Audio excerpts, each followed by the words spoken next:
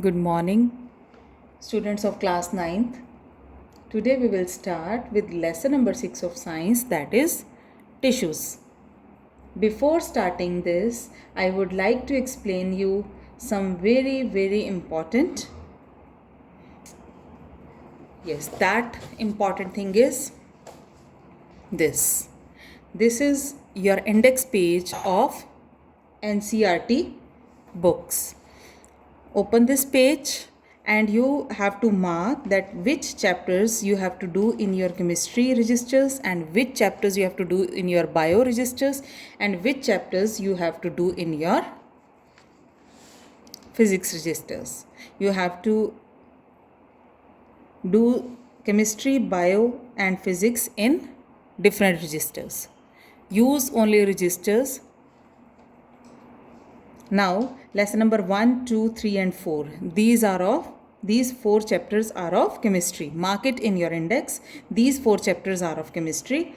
Lesson number 5, 6, 7. These 3 chapters are of biology.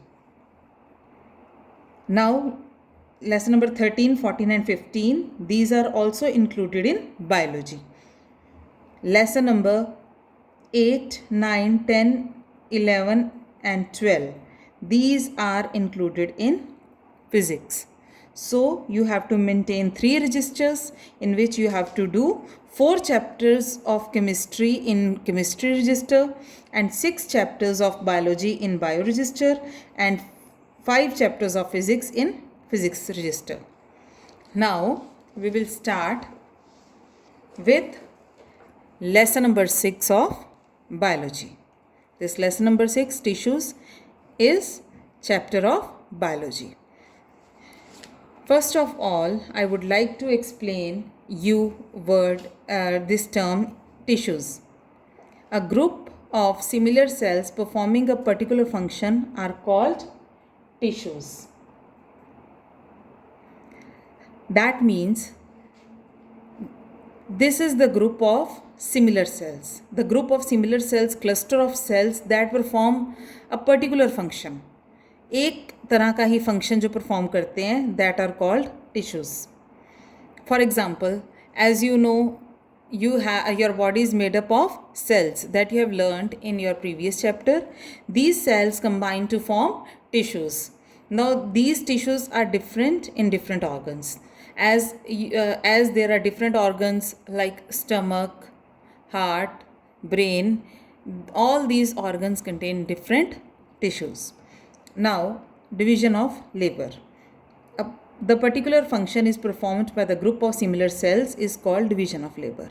Division of labor means एक particular function perform किया जाता है एक particular set of cells से, which means as you have seen there are various cells in our body and a particular function is performed by stomach, a particular function is performed by our brain. Similarly, a particular function is performed by our muscle cells. All these perform a particular function. अपना अपना सबका अलग अलग function है. For example, muscle cells contract and relax to cause movement of the body parts. Similarly, nerve cells carry messages. Now, difference between plant tissues and animal tissues. सबसे पहले we are going to start with difference in plant tissues and animal tissues. Now, plant tissues. Dead sportive tissues are more in number.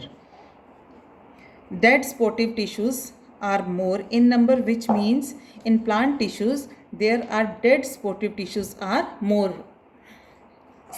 In animal tissues, living tissues are more in number. In case of animal tissues, living tissues are more in number. Next is requires less maintenance energy. As plants have less functions to perform than animals, they require less maintenance energy. Similarly, animals, they have various functions to perform. They move here and there, that is called locomotion, and they also have to collect their food, and they also have to move from one place to another, and that requires more maintenance energy. Next is differentiation of meristematic and permanent tissues. In case of plant tissues, there is the differentiation in meristematic and permanent tissues, which means meristematic tissues, these are capable of cell division, that we will do elaborately in this video. Now, no such differentiation in case of animal tissues. Meristematic tissues grow throughout the life. जो meristematic tissues होते हैं, they can grow throughout the life. But in case of animal tissues, they do not show growth after reaching maturity. एक maturity, particular maturity reach करने के बाद they do not grow. Next is plant tissues. Today I'll explain only plant tissues in this video.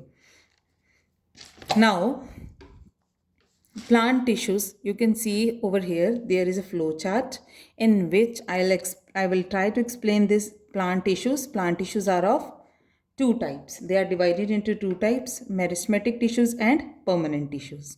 These meristematic tissues, these are further of three types: apical meristematic tissues, lateral meristematic tissues, and intercalary meristematic tissues. In case of permanent tissues, these are of two types: simple permanent tissues and complex permanent tissues. These simple permanent tissues are further subdivided into three types: parenchyma, collenchyma, and sclerenchyma. And these complex permanent tissues, they are divided into xylem and phloem. Further, the xylem contains xylem tracheae, xylem vessel, xylem fiber, xylem parenchyma. And this phloem contains sieve cells, sieve tubes, companion cells, phloem fibers, and phloem parenchyma. Now, we will do all these topics in elaboration, starting with the meristematic tissues of plant tissues. As we have done, plant tissues are of two types: meristematic tissues and permanent tissues. We will start with meristematic tissues. These are growth tissues and found in growing cells. These meristematic tissues are growth tissues. That means they help in the growth of the plant, and these are found in growing cells. Cells of meristematic tissues are similar in structure and have thin cellulose cell walls. These meristematic tissues are similar in structure. They have similar structure and also they have very thin cellulose cell walls. These are arranged compactly and do not contain any intercellular space between them. These meristematic tissues are arranged very compactly. That means these cells are compactly arranged with each other. There is no space between them, between the cells. Meristematic tissues are of three types: apical meristematic tissues, lateral meristematic tissues, intercalary meristematic tissues. Now, apical meristematic tissues it is found at the growing tips of the stem, roots, and leaves. Now, I would like to explain this from your NCERT books on page number 69. A diagram is there, location of meristematic tissues in plant body. Here you can see these three types of tissues. First is apical meristem. Next is lateral meristem, and third is intercalary meristem. First is apical meristem. It means it is on the apex, बिल्कुल tip के ऊपर होता है. That is called apical meristem. जो sides के ऊपर होता है, that is called lateral meristem. And intercalary meristem, it is present where some stem is branched. कोई stem जहाँ से branch हो रही होती है, that is over there is intercalary meristem. Now, apical meristem, it is found at the growing tips of stem, roots, and leaves. This apical meristem, it is found on the growing tips of stem, बिल्कुल top के ऊपर stem के या roots के या young leaves होती हैं उनके top के ऊपर हमें apical meristem मिलते हैं. Next is lateral meristem. It is found at the lateral sides of stem and roots. Next is intercalary. It is located at the base of leaves and twigs and at the base of internodes. Next is permanent tissues. These are mature cells and are incapable of cell division. Next type of plant tissues is permanent plant tissues. These are mature cells and they are not capable of cell division. That means वो आगे से divide नहीं हो सकते. The cells of permanent tissues are differentiated and have definite shape related to the function they perform. These permanent tissues are differentiated. That means there are different types of permanent tissues that we will study one by one and have definite shape. All the permanent tissues are having definite shape according to the function that they have to perform.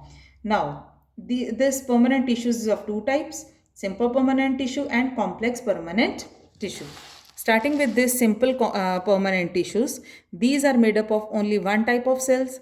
These tissues are supporting and protective in function. Simple permanent tissues are made up of only one type of cells. एक तरह के cell से जो बनता है that is called simple permanent tissues, and these tissues are supporting and protective in function. That means they have protective function.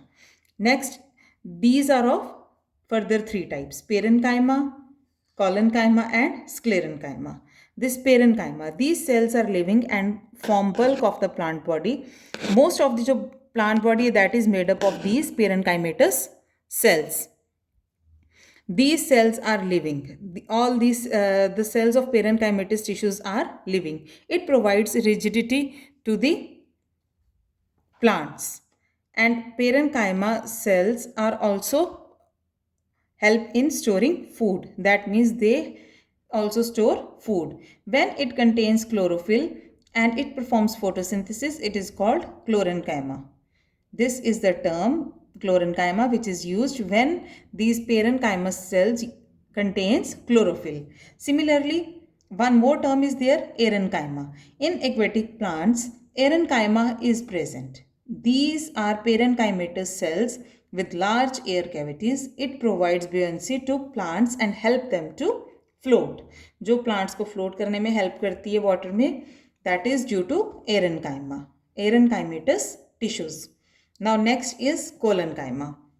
These are living, elongated, irregular, thickened with a little intercellular space. It provides mechanical support to the plants. These are living cells and they are elongated in shape and they have irregular thickening due to very little intercellular space. The intercellular space between the cells is very little and it provides mechanical support to the plants. Next is sclerenchyma. These cells are dead, long, narrow and thickened with lignin. That means these cells are not living. They are long, narrow and thickened with lignin. It provides strength, hardness and stiffness to the plants. The main function of these sclerenchymatous tissues is it provides strength, hardness and stiffness to the plants. Husk of coconut is made up of sclerenchymatous tissues. It yields coir, a well-known fiber used for mats, ropes, brushes, etc. Now, complex permanent tissues. It consists of different types of living as well as dead cells. These are made up of more than one type of cells. These complex permanent tissues, they consist of different types of living as well as dead cells. Both cells are present over here and these are made up of more than one type of cells. These are water conducting tissues called xylem and food conducting tissues are called phloem. That means xylem are water conducting tissues and phloem are food conducting tissues. Now, water conducting tissues, that is xylem, are of four types: xylem tracheids, xylem vessels, xylem fibers, xylem parenchyma. Food conducting tissues, that is phloem, are having 5 elements. These are sieve cells, sieve tubes, companion cells and phloem fibers, phloem parenchyma. This is all about plant tissues. You have to read this chapter from your NCERT books. Watch this video for clear understanding. We will take animal tissues in next video. Thank you.